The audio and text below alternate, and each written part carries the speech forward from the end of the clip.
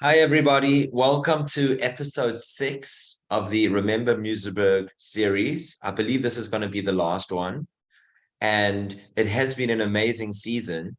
I thought we were only going to have 4 episodes. Turns out that there were 6, and I think each one was better than the next. When I see the recordings, I realize that it's not just me saying that, there's other people as well, because you can see that hundreds of people have watched the recordings already, and I'm sure that will go to the thousands in time once people actually get all this information. Now, as close as Muizenberg is, there's a lot of Muizenbergers around the world. So it does take time to go through those viral circuits to get to some people who are removed. That will be a little bit of my focus, where I've even got emails from places like Colombia and Canada and Australia and London and Israel and different parts of South Africa as well, writing to me about this particular series. But I would first just want to give an introduction, and I've given it already 5 times. So this is the 6th time. We are having a centenary celebration at the end of this year. That is from the Thursday, the 28th of December, through the 4th of January, which is also Thursday. So it's a 8-day period. The major event is over the Shabbat, the Friday, Saturday over the 29th and the 30th of the end of this year, as well as the 4th, which is the international reunion. So the 4th of January is the international reunion, otherwise known as the closing ceremony of the events. And I do think it's going to be an amazing, amazing experience. I know that we've already got quite a few people coming from around the world for this event. So we look forward to see you and reconnect or connect depending on who you are. Okay, I'll start. Hopefully, our other speaker will arrive in due time. Barry, if you are there in any of these, if anyone knows Barry Cohen, please send him the link or remind him that he's meant to be speaking. He is in a different time zone. He is in Australia, so it is difficult and it's midnight over there. So have to give him some slack. But at the same time, I will start off the presentation. So for those who don't know me, and I'm not particularly speaking to the people on this show right now, I'm speaking more to YouTubers out there who are going to be watching this on the recording. My name is Ryan Newfield. I'm the rabbi currently of Muizenberg Hebrew Congregation, which was founded in the year 1924. And thus our centenary celebration goes into 2024. We're starting it off in 2023 because the high season in Muizenberg still is December, January. And oh, Barry's Rory. Thank you, Angela. And so that is why we're starting it in 2023, but we will going into 2024. Just on a little bit of note on that before I ask Barry to give his presentation, there was a little bit of a dispute at when the foundation stone and how do you celebrate a centenary. For example, the original Talmud Torah was established in 1916. That was when the first, I guess, few people started learning in whichever room it was.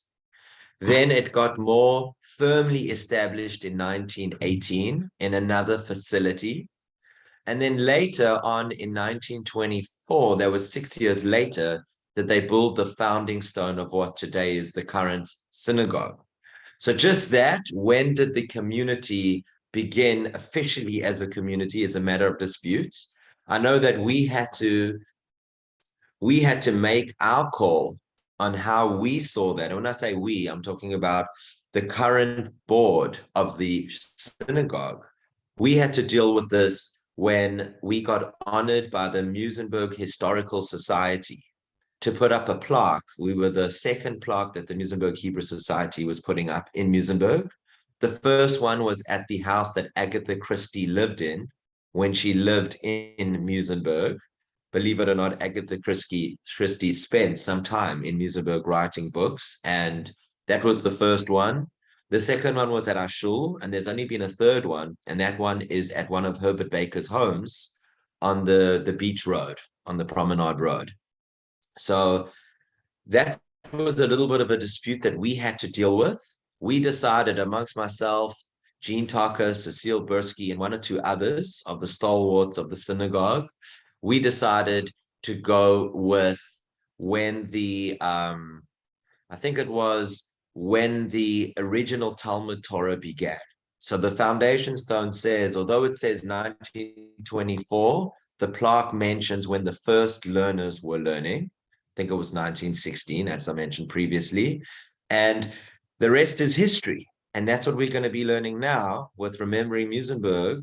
I thank you again, Barry, all the way from Australia at midnight, now past midnight, giving a talk. I know that you have deep roots in Muizenberg. I also know that you have traveled the world, lived in Australia, lived in Hout Bay recently, back in Australia. So you've definitely seen different personalities and learned a lot, I'm sure, through your excursions and journeys. But I also know how dear Muizenberg is to you. And you decided to speak about four very influential people who came from Muizenberg, and allow you to talk more about that. I'm going to make you the spotlight, and then hopefully everyone can see you. Barry, can you hear us? Yeah, I can hear you. Wonderful. I was getting a little bit worried because I didn't see your name. I saw Rory, but I'm assuming that's your child. And thank you, Rory, for allowing your father to use your computer. Barry, it's great to see you. You're looking healthy. I guess you're the same season as us. I don't know how you are looking so healthy in winter. The rest of us are freezing our butts off in Cape Town with a week of rain. But tell us a little bit about whatever you'd like to. I think you wanted to start off with Cedric, and I have the pictures ready for you. So go ahead and just walk me through if I get any of them wrong. All right. Just before I start, I hope at some stage, if there's a talk, someone will chat about the scrambling that was at the end of Dartmouth Road. It was a lot of fun on the sand dunes. We used to go on a Saturday afternoon, and also maybe the golf club in the early 1930s. I've got some photos, which is roughly where the school is. That's opposite the nursery school, roughly where Margaret Hughes, beautiful blonde girl, used to live. Was the scourge of the Jewish girls because they were pretty jealous of her. Okay, so also I'm busy writing a book on Cedric Kushner. So in case some of you happen to have some stories or any memories you'd like to share, please forward it to me, Barry John Cohen on Facebook, or Barry Cohen author, or BJ Cohen at mweb.co.za. Okay, I want to chat about four people who were very influential Muizenbergers. They are Cedric Kushner, Hal Shaper, Lionel Cohen, and Ralph Levy. So while I'm doing this, I'm also going to read a little bit, if you don't mind. I wasn't that prepared for this chat. So just insofar as Cedric, we all know, Cedric, well, he was a character. He lived around the corner from me, on the corner of Yarmouth and Windermere, and we heard that he made clothes with the net, and they sold them to Garlicks and Chelsea boots, and worked on the boats. He used to go fishing. Used to pop a bottle in the water in the flay with some bread, and the fish would swim in and use that for bait. And down at the beach, bok was a regular thing. He decided he wanted to set a record at exams. So he got his paper, he signed his name, and he gave it back, and he aimed at a 0%, and that's what he got. He had dyslexia along the way. And we heard Gerald Musicat last week talk about an incident. Well, I was sent another incident where he was hitching a lift, and along two girls picked him and his friend up, and the one said, yes, she's second year BA, the other third year social science. What does Cedric do? He said, wow, I'm third year standard 7. For those of you who remember, he went, Max Colley had the Hypnotist Sunday night concert, and of course Cedric went up onto the stage, and Max hypnotized him and had him run around the auditorium barking like a dog. That was quite memorable. We all loved Cedric. I don't know why. He just was a character.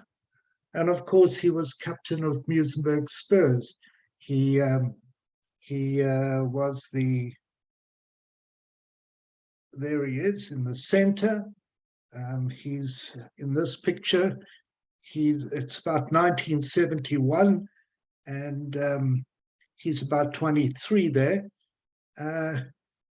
He used Muizenberg Spurs used to play against Muizenberg Old Boys, and when that happened, there was a crowd of at least 10,000, maybe up to 20,000 people who used to go and watch the game. That was down at the field on the flay, and it was quite an occasion, and it just shows how much Cedric was thought of, that he was captain of the team. Anyway, as we know, Cedric decided to hop onto a freighter, a German freighter, and off he went. He was, that would have been in 1972, and he was 24. He had $400, $500 on him, and when he got to America, he jumped ship, much like, I guess, a number of people. That's how they got to America. A number of the Muizenberg boys, no names mentioned, but anyway, he jumped ship, and there he was, cleaning swimming pools, shining shoes, working on a Ferris wheel as an operator, and well, of course, can you believe it?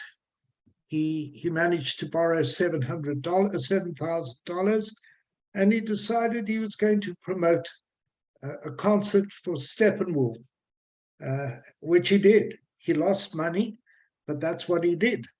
And no sooner had he got going there than he managed to borrow some more money and started promoting. Yeah, that's right. If you go back a step, there he was in well, that's at that time that's 1984. So I think if we just hold on a moment, this is when Cedric was 36. But just and there's a reason for showing you this photo. But just going back a bit, So he decided he started promoting a number of groups. Rod Stewart, Grateful Dead, the Rolling Stones, Fleetwood Mac, Queen, Steppenwolf, Bob Seger, and along the way he had met a fellow Michael, what was it, Michael Benning, and he became a co-manager of AC/DC for about 8 months. At that stage, Clive Calder was coming from, who a South African, well-known, billionaire subsequently, who was promoting groups and had come over and staying with Cedric in America. And Clive actually took over AC/DC, managing them. Other groups were Rush, Neil Young, Joni Mitchell, and Journey. So that's a hell of a lot of groups and a hell of a lot of really prominent people. It's quite remarkable. So then comes 1984, and he decides to give it a go to manage boxing. Well, I mean, what experience had he had? Well, he had gone to see Muhammad Ali fight Leon Spinks, and that really got him going. In those days, we used to have at the pavilion, well, before it was pulled down, we used to have boxing fights at the pavilion, but other than that, I'm not sure where he was exposed to boxing. Anyway, so there he was. He managed to get hold of a fellow called Teddy Mann, who was a journeyman, one would say, did fight some very prominent boxers, and he managed to promote one of his fights, and that was the start of it. He realized that there was an opportunity. South Africa, boxers had all been banned and because of apartheid, and he wanted to get them to be allowed to box internationally again. At that time, he also started to work with Bob Arum. So both of them Jewish, and Bob Arum was starting to promote Harry Coetzee in a world title fight. Come, I think about 86, 87, and there's Cedric with Harry, and so Cedric started to promote. Harry became a world champion, heavyweight champion, and as what seemed to happen to Cedric throughout his career, along came Don King and helped him away from Cedric. So now I need to look at some notes because I've just been talking off the cuff, and I'm not sure how much I remember these things. Oh, well, I can't seem to see my notes, but anyway, we'll talk without notes. So along came, so Cedric then started what was called in 80, about 85 or 86,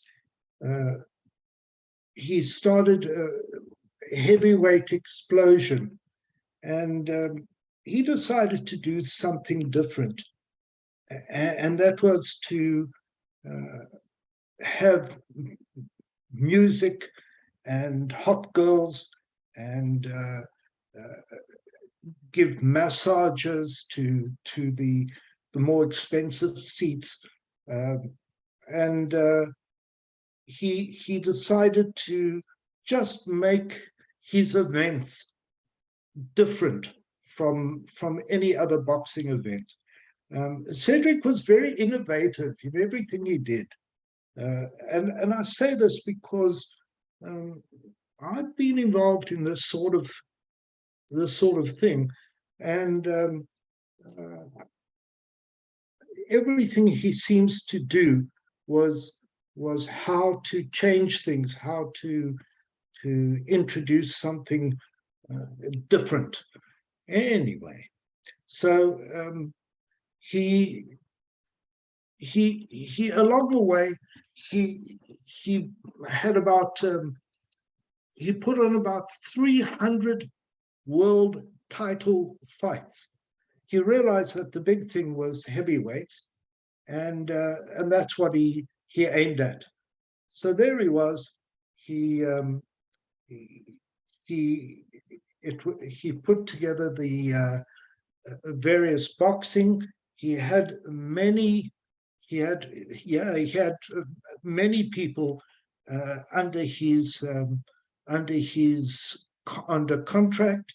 I really wish I could find my notes. I wish my son would come and help me if he's still awake, but clearly not. I don't know what's happened to my screen. However, be that as it may. So some of his other boxes that he was promoting was, well, I'm just looking at a list. I'm not going to read them all out because there were so many, but Cassius Malloy, Shannon Briggs, Virgil Hill, Fiani Bungo, Jamil Klein, a little bit later, Corey Sanders, who won the world title, knocked out Klitschko, and well, many others. One in particular, Ike Ibebuchi, was probably the best heavyweight in the world. I say that. He had won 25 fights, undefeated, and went to prison, and he's still there today. He certainly was the most feared fighter in the world at that stage. Well, Cedric had a bit of a dark side, and he had an encyclopedia knowledge of every brothel in the world. Well, by this stage, of course, now Cedric was really getting very established, and there were only 3 other major promoters bigger than Cedric, and that was Don King, Bob Arum, and the Duva family. By this stage, Cedric had 10 houses and 35 cars. Yes, I'm not sure when he got to drive the cars, but he used to drive around in a very fancy red limousine and take his friends for drives. There are so many stories about girls. He used to hold court, and everybody loved sitting with Cedric and listening to these stories. He was very popular. He was regarded as a gentleman in a sport that did not have gentlemen, and so yeah, people really liked him. By this stage, of course, he had cultivated a clipped, very posh English accent, something very different from Muizenberg, and yeah. I mean, here's a boy who got to grade 9 at school, standard 7, and everybody thought he was highly educated, but he was, in his own way. he was very educated. Of course, he had this walrus moustache, and as things went along, he was known as Big Said. But then he put on, that's when he had his 1989, when he launched his heavyweight explosion, and she's the first female boxer on his card. And so Cedric became a major world identity in boxing. And he also started putting on weight. In fact, he was having 12 Coke Lights and ice cream every day. And he exploded to 375 kilos, which was quite well, big. What can I say?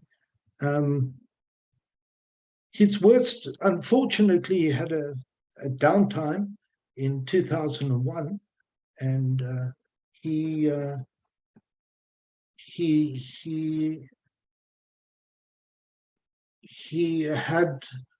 had to admit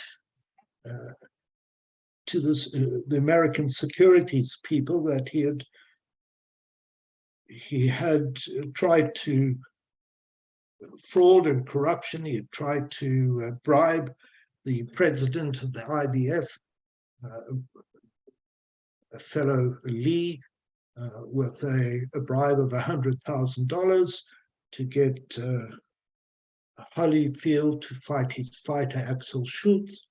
And he admitted it. It was actually a trial against Lee, and Lee went to jail, but Cedric merely got a fine of $175,000, and he walked away without any problems. He was very lucky, but that was his worst time. So at this stage, he had two very big fighters. In fact, two huge successes. The one was Shane Mosley. Shane was pound for pound regarded as the best fighter in the world, and he had just beaten Oscar De La Hoya. And the next one, the other one, was Hansim Rahman, who came to South Africa, to Sun City, and in what was regarded as one of the biggest upsets ever in heavyweight boxing, he knocked out Lennox Lewis. And suddenly, working in conjunction with Rodney Berman, and I'm still unsure whether Rodney was a relative or not. I know that that he was related next door by marriage to the Davises, who lived next door to Cedric, and I met him there.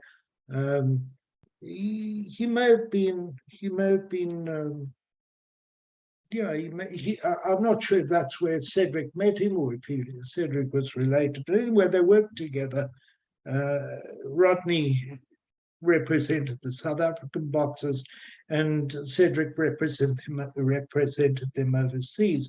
They did have a fallout over money at the end of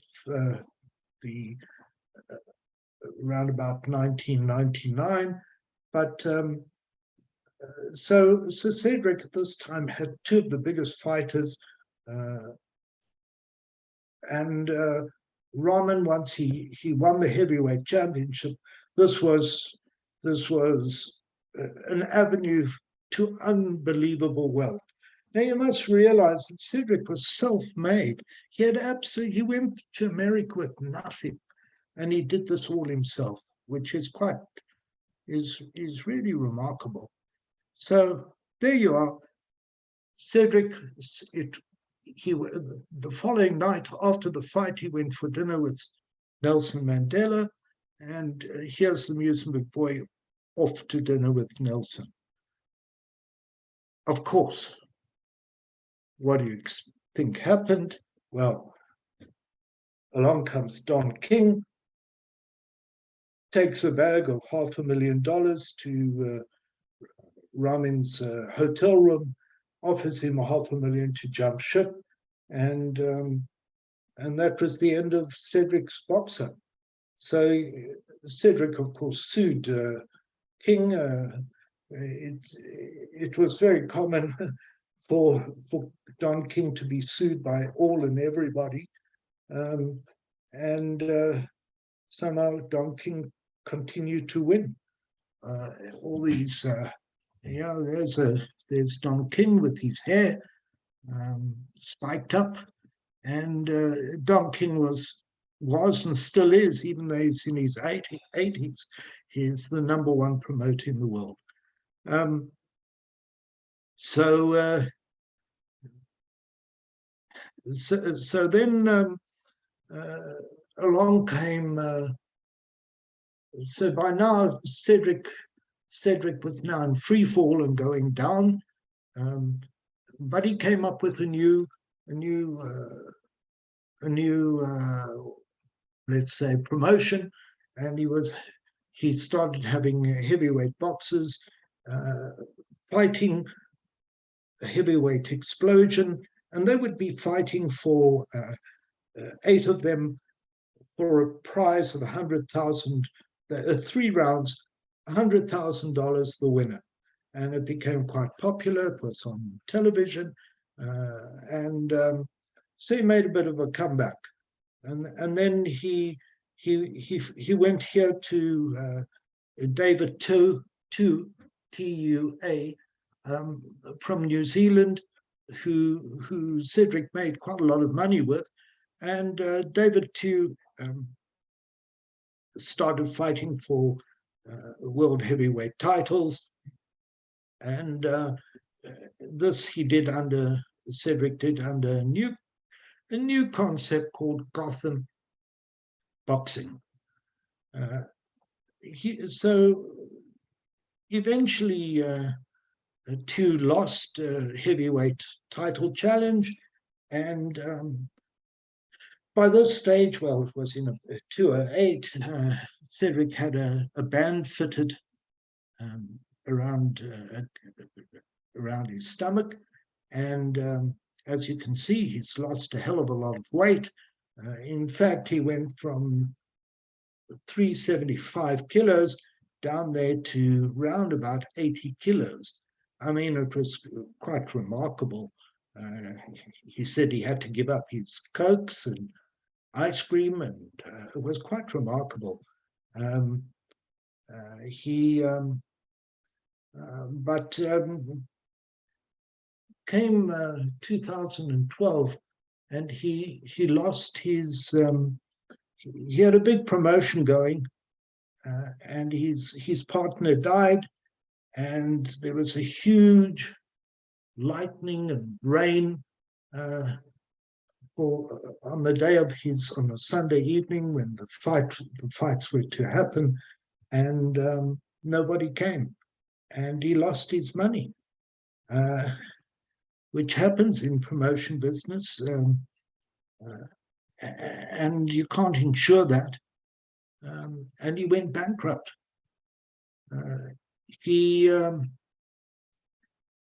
At this stage, he had diabetes too, and he had Parkinson's, and he went into assisted living. He really lost everything. And 2015, he had a big heart attack, and he passed on, sadly, age 66. At his funeral, everybody came. It was a who's who came to his funeral, and it just showed how much he was loved by everybody in the boxing world. He was an absolute icon, and the people couldn't have said more nice things about him. Of course, here, well, in Muizenberg, he was and always has been a legend. he was a local boy, the least likely to succeed, and he not only succeeded, but he went beyond everyone's wildest imagination. Um, so, so that is Cedric. I wish I had my notes because there was so much more, but maybe that's not such a bad thing. Um, yeah, well, the next one. So we move on, but I must say I need to So find my I'll give notebook. you a minute. I'll give you a minute, Um, Barry, while you're looking for your notes. I was this just is thinking until you had said that he lost all his money, I was interested if he could come up with his own um rabbinic bout. I'd be prepared to fight maybe a couple of chief rabbis in the world, not all of them. So I'd lose probably a lot of them. Maybe we could do an interfaith boxing tournament in Muizenberg at the pavilion. That would be interesting as well with my interfaith colleagues. But it was very interesting listening to Cedric Kushner. He has been mentioned, I think, by at least 3 different speakers. This is the first time I'm seeing a photo of Cedric, not this one that's on, but for example, this one. And it's very interesting. I had no idea that a Jewish person here from Muizenberg was promoting world champions at heavyweights around the world. And very interesting human being. Wow. I'll be interested to see if he brought any of those heavyweights to Shul. Now that would be quite a thing. Okay, next. Let's go to the next right. speaker. I think it's Hull Shaper. Yes. Okay. Fortunately, my son has just come back from work and he's helped me. So just before we go there, I just want to read some quotes from Cedric. Okay. He he says this is how the boxing business works. He said this in 2008. The television guys want King Kong to fight Godzilla. The manager wants his boxer to fight Humpty Dumpty. And as the promoter, I'm somewhere in the middle. Cedric was very good at being in the middle. I've been on top and I've been through hard times, he said. I've never given up. I'm still here. I'm still promoting. I love what I'm doing. I'm probably one of the few people who goes to work and doesn't look at his watch to see if it's time to go home, he said. I look at my watch to see what time other people go home. I'm happy. I'm doing what I enjoy. And Mike Marley, an ex-journo, told us that there was a time when Cedric took his crew to a house of ill repute in Laredo. Ever been here before, said? Oh, no, he said, sounding like Alfred Hitchcock always. A couple of girls spied the portly pugilism dealmaker. Cedric, they squealed. Never been here before, I said. Those ladies must read Ring magazine, he dryly replied. He had an encyclopedia knowledge of brothels in just about every country in the world. Boxing, he once said, is a business in which I sue you on a Tuesday and buy you lunch on Wednesday. Not that Kushner didn't like women. After another fight in Las Vegas several years ago, he encountered a shapely young thing who batted her eyes in his direction. One thing led to another, and two shortly found themselves in the promoter's suite. As Cedric mixed the drinks that this debutante produced from a purse, a handful of little white tablets. Mint, she offered. That's the last thing he remembered. When he awoke some 24 hours later, Cedric made his way to the Rolex store at Caesar's Palace and ordered a replacement for his $10,000 watch, which had gone missing. Not 6 months later, under remarkable similar circumstances, he awoke from another induced nap to discover another debutant had relieved him of another Rolex. Ced was a character stood out in the milieu which breeds them with gusto. Partner, mentor, Jim De Lorenzo told us that people would report him, that they got a call from said, but the call didn't go well. Why, he asked. Because all we heard was snoring, they reported. Said snored some of the way on a seedy side of the street. Said saw someone he knew. Driver, stop the car. Mary Ann, he called out from the window of the stretch limo to a girl who was no stranger to the concrete hustle. Mary Ann, how is your mum? This is 1990. Lou was a Harvard graduate and his jaw dropped. She's much better, thanks for asking, said. Lou collected himself. Now, what's that all about? Her mum was sick. She's a person too. Well, just before Cedric passed away, he was named to the New York State Boxing Hall of Fame. The inductions were scheduled to take place a few days after he passed on. It's a shame he died before he heard that applause. Okie doke, let's go to Hal. Hal lived in Cromer Road, and he was born in 1931. He was a South African songwriter, and after qualifying as a lawyer in 1955, he traveled to London and started a musical career. He worked with and wrote for well-known artists, including Frank Sinatra, Elvis Presley, Barbara Streisand, David Bowie, and his first big hit was Softly As I Leave You. Softly as I leave you. Da, dum, dum. Anyway, that Matt Monroe sang it, and then in America, Shirley Bassey. So he then started his own music company called Sparta, Florida. And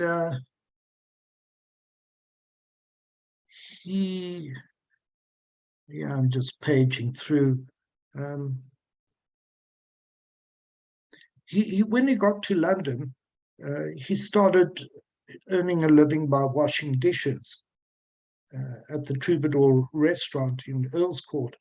Now, I can tell you, washing dishes is a hell of a job. Why? Because my son, when he came here initially, was washing dishes. So he was then employed as a song plugger, and who tried to dissuade him from writing lyrics, and said there's no future in it, and well, Hal jumped ship again. Now, Hal must have been about 6'2", 6'3", and he was very good looking, and he was a raconteur, bar none. He could simply just his presence in the room. He dominated. It was like the bees to the honey. Everybody flocked around him, and where girls were concerned, he could simply just talking knock their panties off them. Honestly, he was something else. So his work was released by well-known artists, including Sinatra, Bing Crosby, Elvis Presley, Barbara Streisand, for whom he wrote Martina. But he fell out with Barbara, and she told him, "You'll never get an Oscar in America." Petula Clark, My Friends the Sea, Jack Jones, The Years of My Youth, Val Donegan, Lena Horne, Bobby Darin, and so on. His company also had successful releases with artists such as the Moody Blues, Desmond Decker, David Bowie, and Blondie. Now, this is a boy who came from Cromer Road, and he also created and published over 60 movie tracks, such as The Go-Between, Papillon, Boys from Brazil, and First Blood. I can also tell you that I heard the lyrics and the songs for Star Wars, which was absolutely brilliant. And they pressed 3 million copies and would have gone to #1 in the world. But the Star Wars music was so good that they decided not to release the lyrics, and they simply binned it all. Anyway, he won the Ivor Novello Award multiple times, and he also had 5 major musicals, which included Treasure Island and Great Expectations. After returning to South Africa, which was in the 90s, he wrote La Boheme for an adaptation set in contemporary Soweto. I know that because Hal was also my golf partner, and walking down the 15th fairway at Clovelly, he was busy writing down notes and thoughts he had on the back of a matchbox, which has taught me also with writing these books to every time you get an idea, just to jot it down. So he was married initially to Susie, and she was a B-grade actress. And then to Pippa. Pippa is still in their home on Weinberg Hill. Pippa does a lot of charity work. And they had 4 children when, Susie had Holly, and then with Pippa, in his 60s, he had four children. Unfortunately, 2 of them have passed on already. Anyway, he sadly passed on in 72. As I said, he was my golf partner for quite a while, and his only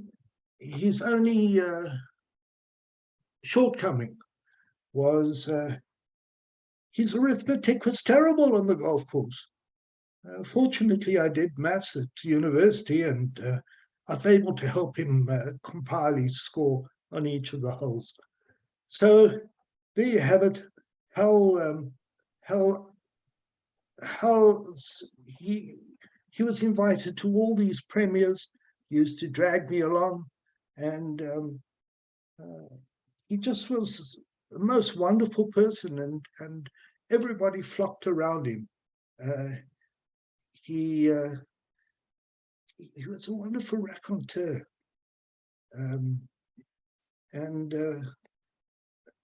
I recall one weekend, Margaret Thatcher came for lunch, and Tony Blair came for dinner. Go down to the waterfront, and we meet up with Fidel Sassoon. He just knew everybody, and everybody knew him. He used to write a lot with Jerry Goldsmith and Michel Legrand. They certainly were, the 3 of them were a hell of a team. So that is Hal. And Hal's sister, as good looking as Hal was, his sister was even better. His sister Joan well, Marilyn Monroe looked like Joan, but not as pretty as Joan. And my uncle Lionel, my father's brother, simply married Joan when she was 19, 20 years old. Lucky Lionel, who had come back from the war, and well, his brother-in-law was now Hal, and Lionel married Joan. Well, Lionel's father, who happened to have been my grandfather, was the Chief Justice of Salisbury when he was about 35, and he had, I think it was stomach cancer, and he passed away. And so leaving my gran with 3 children under 5, and she came to Muizenberg. Lionel was 18 months old, and she then took in washing and ironing, as women didn't work. My dad went off to work at 15, and to help the family with finances. And the clever one was Lionel. He used to walk sometimes from Sea Point. They'd moved to Sea Point, and he'd walk from Sea Point to UCT, to where Michaelis is, to save a penny bus fare. And that's basically how poor they were. He would save every single penny.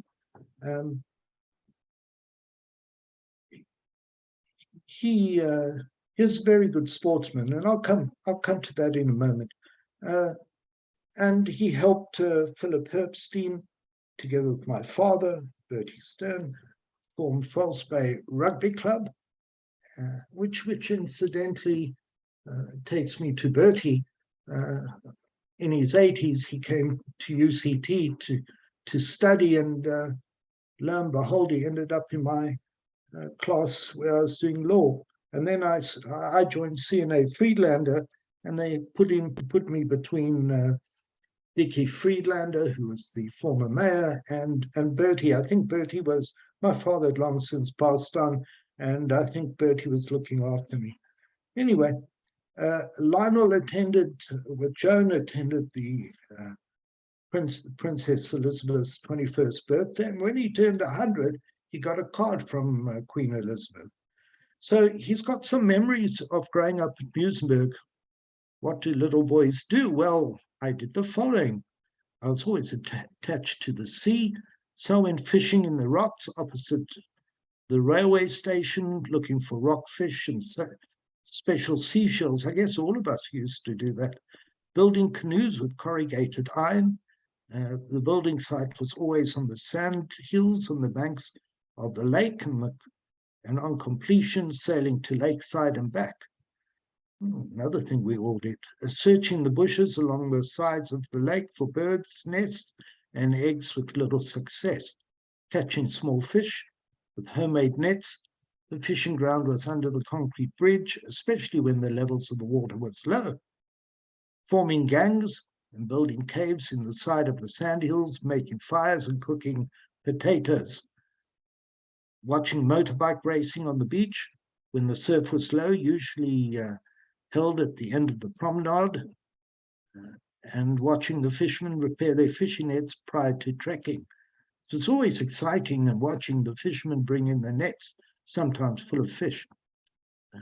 Meetings at the old wooden pavilion, organizing races around the pavilion, and it was exciting watching the building of the new pavilion designed by the architect William Grant.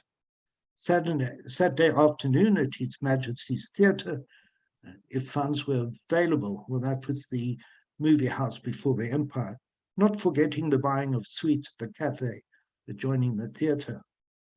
training to run, walk, scout pace at the rate of or setting 12 minutes per mile from the old disused Union Garage in Albertine Road to the concrete bridge and back to the garage.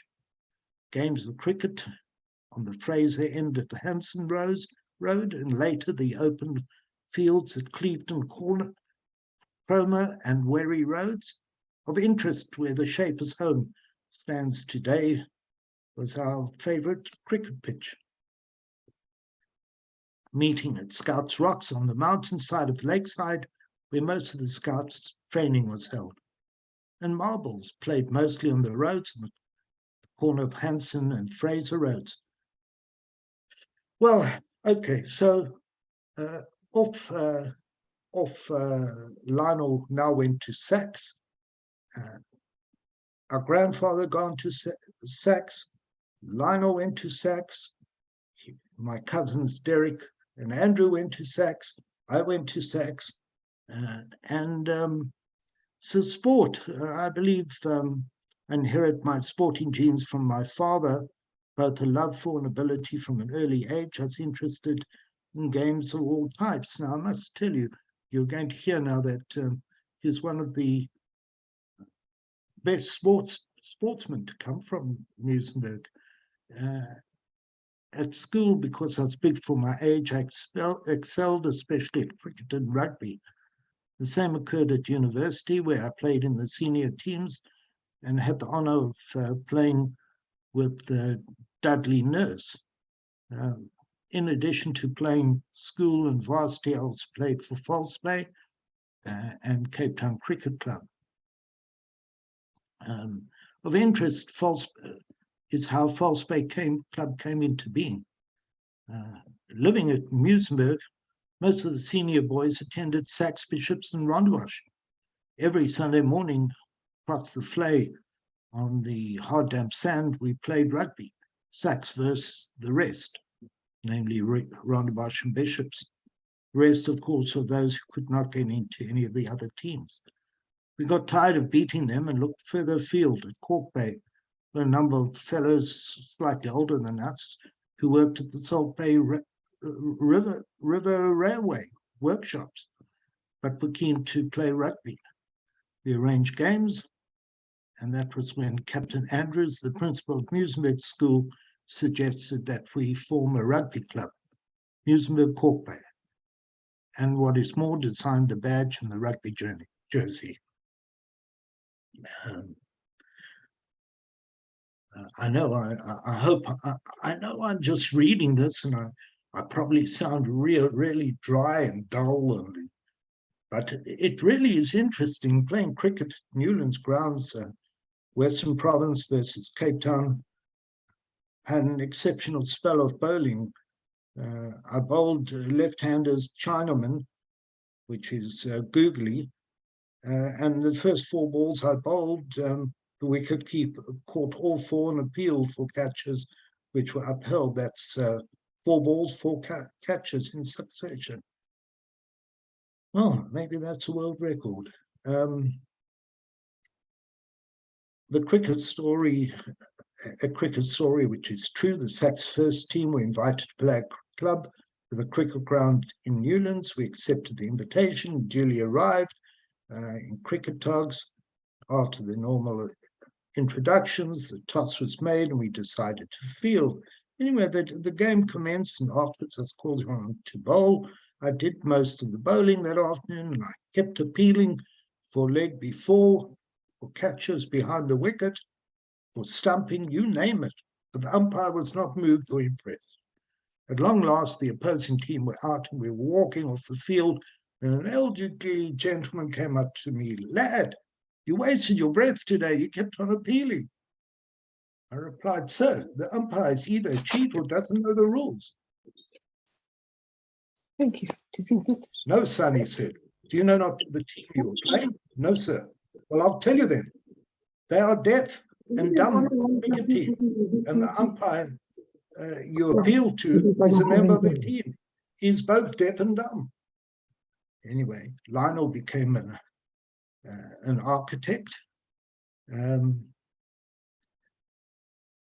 and he got bursaries, and well, Sachs did a bit of wrote up a little bit about him, and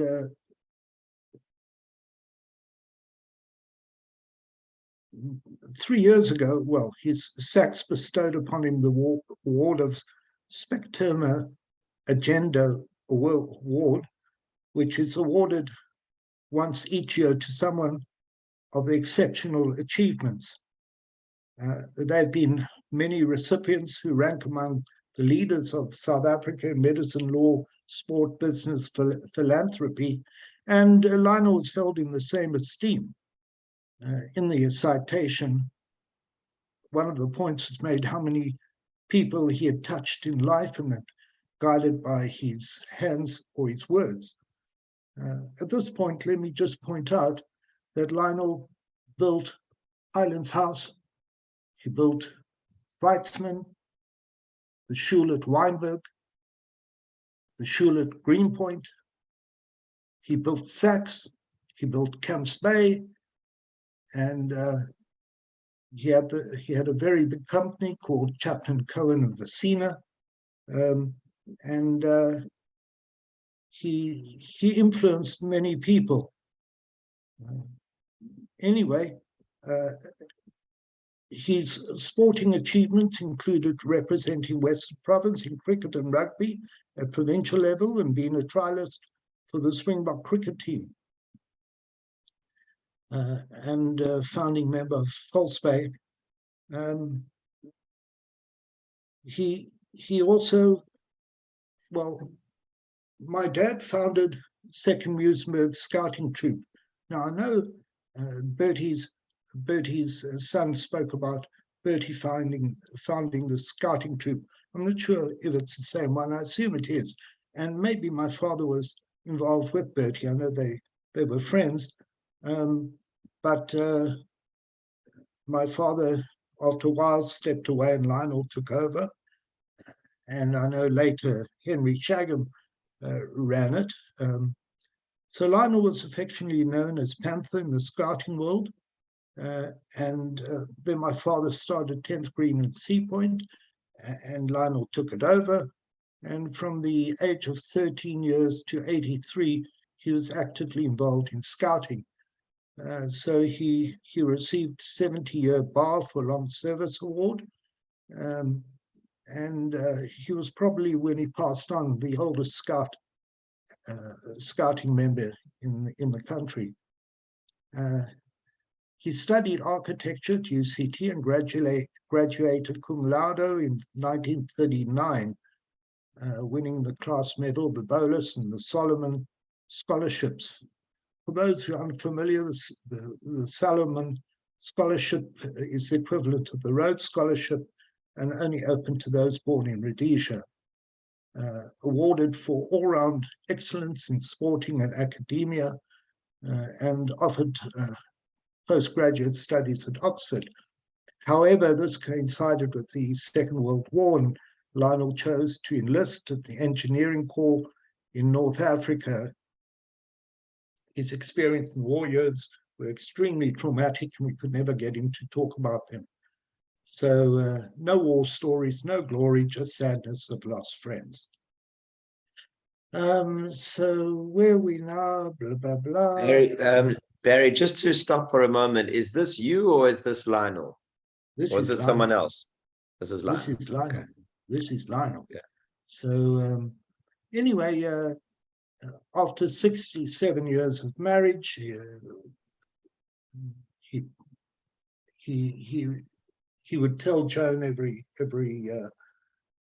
all the time that how much he loved her. And Lionel passed on just before he turned 101. They were still married, and Joan passed on a few years later. Sealed before a notary when she passes. Yes, of course, we all understand that. What we're Sorry, hoping someone to find just out got today is what happens to something the playing company in the now. She has background. property too. What's Okay, just go for All it. right. Sorry, Barry.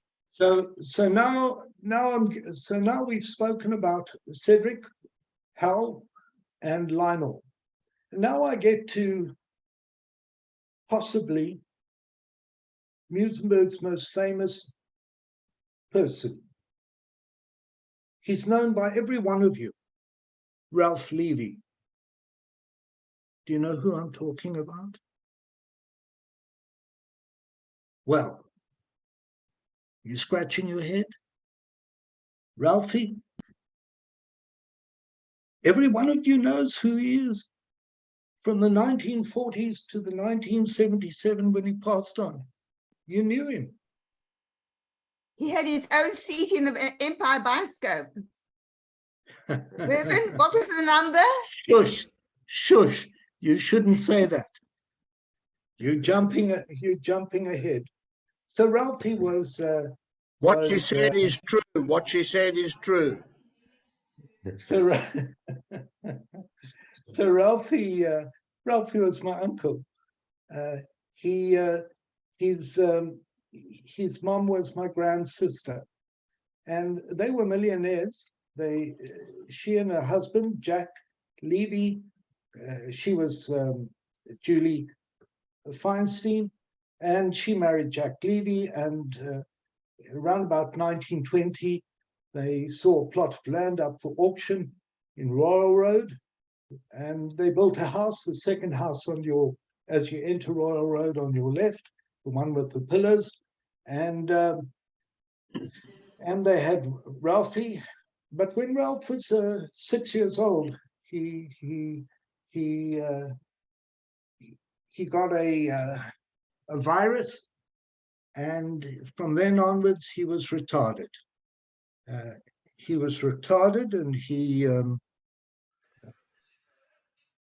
they took him. They used to travel the world in furs and minks and all of that, and they took him around the world trying to find a doctor who could cure him. Unfortunately, they couldn't, and so they took him. So he grew up in Muizenberg, and he used to walk around Muizenberg. Used to wear a jacket and a tie. Would often be seen at Norman's, and for those of you who are still not sure who he is, everybody knew him. And of course, he went to the Bioscope. Now, he didn't really understand what was going on in the movies, but he loved going to the movies. He'd go 2 or 3 times a week, every time there was a new film. And at the movies, they had a special seat for him. Now you know who he is. Seat was R16. And the kids would taunt him and they'd shout out R16. And he'd jump up and say, "Shut up, shut up, shut up." He didn't really understand what was going on. And I know my sister Lindsay and I used to try and protect him when we could. But he was a legend. And I know that many people have written about him and subsequently apologized for their behavior, but they didn't know they didn't understand. And we all understood that children are children. And so in the 70s, I used to take him for tea and scones twice a week off the Camel Rock, sometimes with my surfboard, and he would just watch. Barry Strubers used to come along, and we all had a good time. And late Friday afternoon, we'd go to his house, and they had a television, and we'd watch Bonanza and the Tierprogade, and we're very close to Ralphie in his own way. So Ralphie is probably, I would say, the best known Muizenberg personality, although he never knew that. But everybody who's been in Muizenberg from the 40s to the 1977 New Ralphie. So there we have it. These were four gentlemen who probably had the greatest influence, either in Muizenberg or around the world.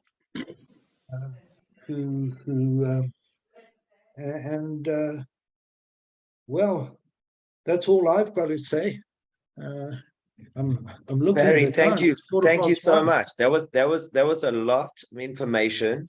I particularly enjoyed learning and also seeing the photos, which this season I've been blessed. There's been a lot of photos so that you can actually get an idea of who you're referring to. I don't believe you've got a picture of Ralph, do you? Oh yes, I sent you photos. Oh, so let me see, because I don't know Ralphie. who all the people are. Maybe that's just a good way to end here. So That tell was me, that's Hal shortly before okay. he died. But Hal Ralphie was the one with his mom and dad, yeah. I just want to go through the ones That's that we Lionel. didn't see. Is that That's Lionel Cohen. okay? That's Lionel. That was the music, That's Hell Shapers music. And yeah, this one was Lionel. that's also Lionel on the beach. And then I'm just trying to see if I can find any other one with the children. I don't know if it came through. I looked for, okay, doesn't matter, but I'll try to see if I can bring it up somewhere else. These are the ones that I downloaded off the file. Oh, So Barry, I'm gonna open up for any comments at this point, if you don't mind.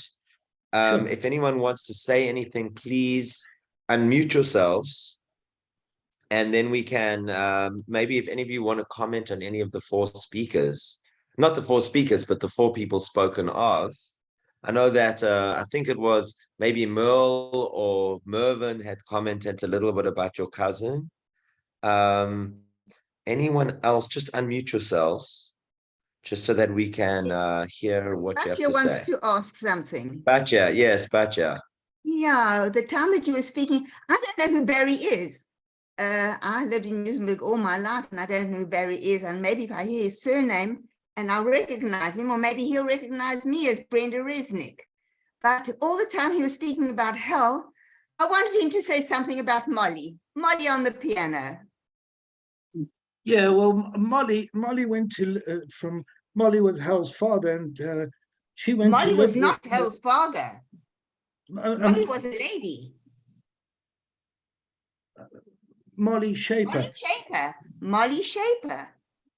Molly was his Hal's mother, father. with Hal's I mean, mother. mother. And I remember Hal's her mother. sitting in front of the piano and honky-tonking it away much better. And from Cromer Road, and she went to stay later with Lionel in Newlands, with Lionel and his family in Newlands.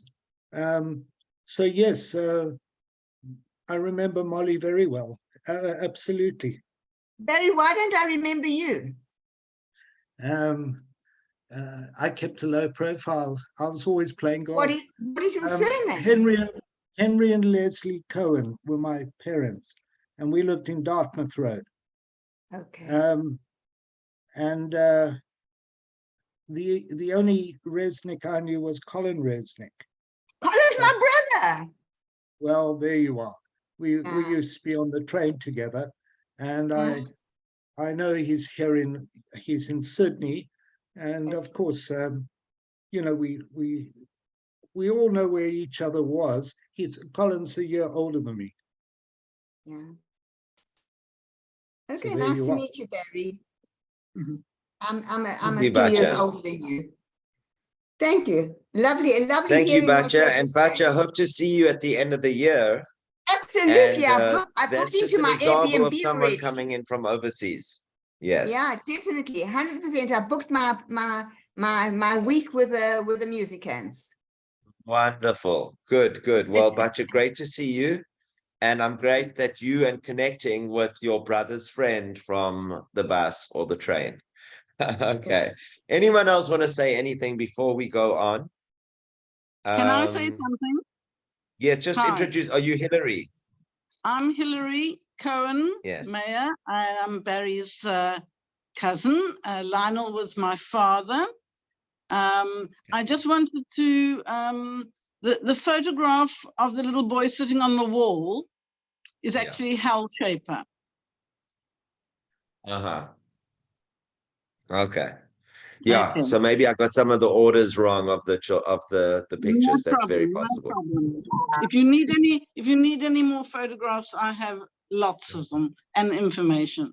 But Thank you, Hillary. Barry, that was a wonderful talk. I'm so proud of you. You know, Hillary always looks much younger than her age. Hey, she's always just like the rest of her family. I'm Always 103, look but I much look younger. good. She does. She looks good for her age. Well, you're lucky Cedric's not around because he might be chasing you, Hillary. Well, Thank you. some of my friends would chase her as well. Uh-huh. Good. Thank you for that, Thank Hillary. you. Anyone else want to say any comments before I just wrap it up? Yes, Hi, yes. Introduce Monica. yourself. Is this Jackie? Hello, Sorry, is this who's speaking? I don't know. Just Monica. identify yourself. Monica. Monica, yes. Okay, Monica. Yes, Um, quickly, Monica, because your video's not on. Go for it. Okay. I was Monica Silverstein. I don't know if you remember me. I lived in Windermere Road, and I'm now, strangely enough, back in Muizenberg after all this time. I don't know if you remember me. My brother was Alan, and we lived on the corner. Well, I remember Alan, and Alan also did law. Yeah. Alan, my father took Alan, I think, for Scouts, and certainly I do remember him quite well. I know my dad used to pop around or somehow visit your place. I don't remember you, but my sister was Lindsay, and but I do know Alan. I haven't seen him for many years, but I do know him. He's now in New Zealand, but Alan is now in New Zealand, and I don't know if you remember. I was Monica Silverstein. I'm now Monica Jacobson, and I'm back in Muizenberg, strangely enough. Thank you, Monica. Well- Well, we love seeing you, Monica, and thank you for saying that. And it's amazing that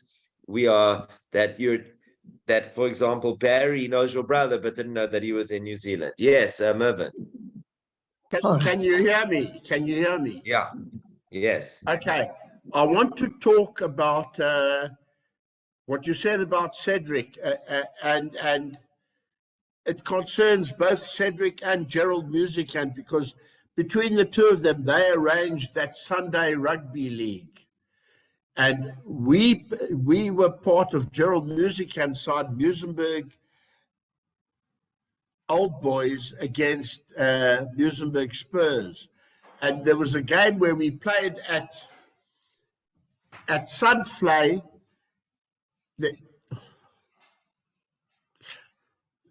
There must have been 20,000 people there. It was quite incredible. Yep. And I can remember getting, hello, Batya. I can remember getting down in the scrum against Cedric, and I tried to work him over. Anyhow, when we got to the next line out, he had spoken to his people. I think there was a Van der Paul and everyone else, and they climbed into me. And the next minute, my father ran onto the rugby field and tried to help me. And my father got kicked out of the ground. He wasn't allowed to come and watch games anymore. I'll never forget that. But they were really, really great games. What you've spoken about is so sentimental to me. It's just not true. It's Thank you, Mervyn. fantastic. Thank you. And just on that note, you spoke about the pavilion and watching the new pavilion get built. Well, I went with Mervyn and Merle today to the pavilion. So it's just amazing hearing how you were talking about it getting built. I don't even know when that was, but we were there today in person with the person you're speaking to right now. So just amazing. Right. No, So well, history I coming know, alive. I know Mervyn well, but Yeah. that was the pavilion I was talking about. Was first there was the wooden pavilion, Yeah. and then they Yeah. were building the actual pavilion that we all remember.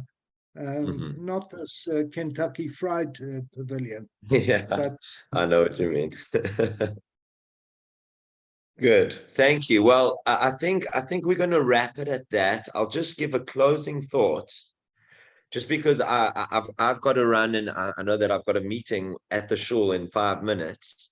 First of all, I want to say thank you, Barry, for I know that you said you're gonna kind of do it off the cuff. I didn't give you a lot of time we didn't speak about it a lot, but I just trusted you because I know that you are an author, and I know that you've got a lot of academic prowess in being able to put forth information.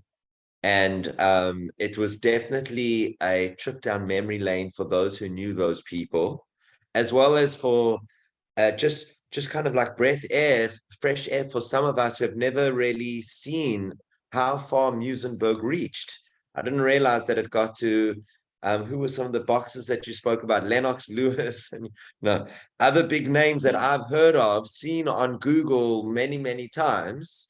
And I didn't realize that there's a nice little Jewish boy behind all of those things, making the money, hopefully, even though he lost it sometimes, as well as all the other speakers that you spoke about, including your cousin Ralph, who I didn't meet, and I understand why he's famous in a different way. But I think that was very clever how you put them all together, because it shows you how each person is unique and has their own influence in different ways. And I liked how you did that, Barry. So thank you again, Barry, for staying up until midnight, 1 o'clock. I think we got a closing thought from Mervyn. Mervyn, I'm just going to highlight you. Yeah, go for it. Ralph was loved by everyone. That's all I want to say. Thank you. well, if I could just close off and just again mention, I'm writing the Cedric Kushner book, and so if any of you have any stories, memories, come to me on Facebook, Barry John Cohen, or Barry Cohen author, or my email address, bjcohen@mweb.co.za. And I think Muizenberg belongs to all of us in our heads. Thanks, Barry. Mervyn? Yeah, Mervyn, go for it. Thank you. Barry, I'll send you some stuff because Cedric lived down the road from me. Yeah. And yeah, I had, know. okay.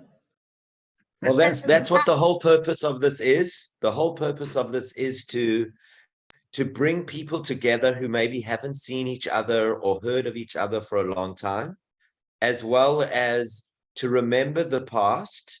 I'm going to end off with a quote from Can I the just say chief something? rabbi. Yeah, Batcha.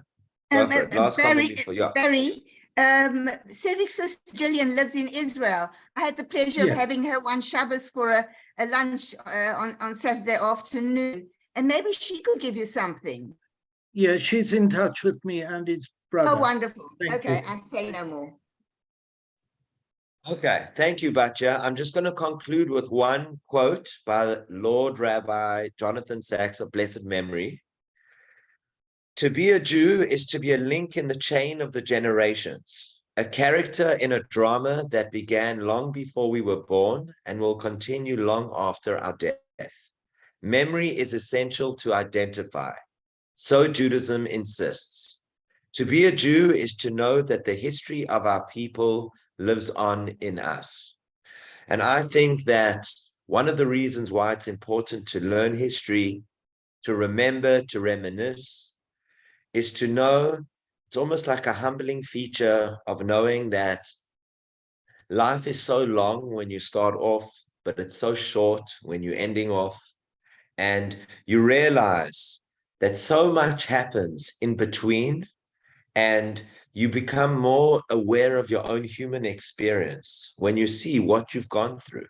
and what others have gone through. And you realize that this person that you met when you're 13 years old, look where he or she ended up. And it gets you to think about your own life and your own mortality. And I hope that this series, the second season, maybe who knows, another year we'll do a third season. But the major idea is about connecting and knowing that we're connecting to each other on this platform. We're also connecting to YouTube and future generations who ever want to watch and learn about the previous generations of Muizenberg, as well as we're coming to our own identity of what do we want to remember. And Barry, I hope this was some type of, I don't want to call it a healing process, but if it was that for you, great. But I hope it was an enjoyable process for you and all the other speakers to actually sit down and think about what it was that you want to share with others and to be remembered. And I think that that helps us ourselves appreciate the lives that we lived. And that's the whole point of what we're here on this planet to do, in my opinion. So Barry, thank you again. Thank you everybody who commented. The recording will be available on YouTube in a few days. I will send it to everybody. And stay well, stay healthy, and hopefully see you at the end of the year for the centenary. If anyone wants to be put onto the database, it is muizenberg.schul@gmail.com. There you'll get all the information about the centenary end of year. Again, if you can't make it, of course you can't make it, but if you are on the fence, please think about it. It's going to be an amazing, amazing 8 days of events, trying to bring Muizenberg back to the heyday, what you were describing today, Barry. Thank you so much. God bless you all, and see you hopefully soon, whether it's in person or on Zoom. Thank you.